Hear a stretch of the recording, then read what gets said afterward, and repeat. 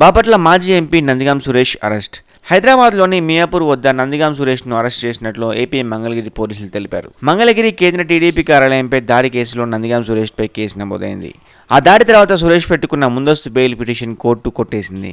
High court bail పిటిషన్ని కొట్టివేయడంతో అజ్ఞాతంలోకి వెళ్లిన నందిగాం సురేష్ హైదరాబాద్లో ఉన్నారన్న సమాచారం మేరకు ఏకకాలంలో దాడి చేసిన ఏపీ పోలీసులు. హైదరాబాద్ నుంచి పారిపోయేందుకు సురేష్ ప్రయత్నం. నందిగాం సురేష్ను అరెస్ట్ చేసి గుంటూరు జిల్లాకు తరలిస్తున్న పోలీసులు ముందుగా గుంటూరు జిల్లా ఎస్పీ కార్యాలయానికి తీసుకెళ్లే అవకాశం, అనంతరం గుంటూరు కోర్టులో ప్రవేశపెట్టిన పోలీసులు.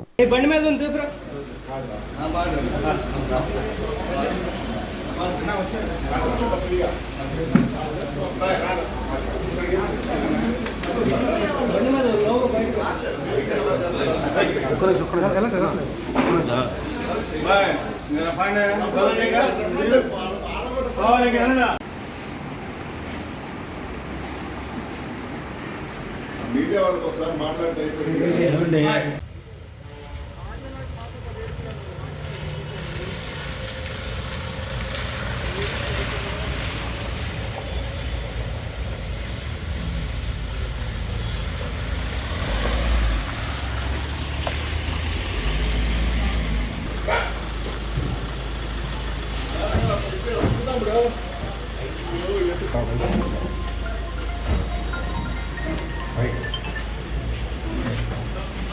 మీడియా వాళ్ళతో మాట్లాడలేదు కదా,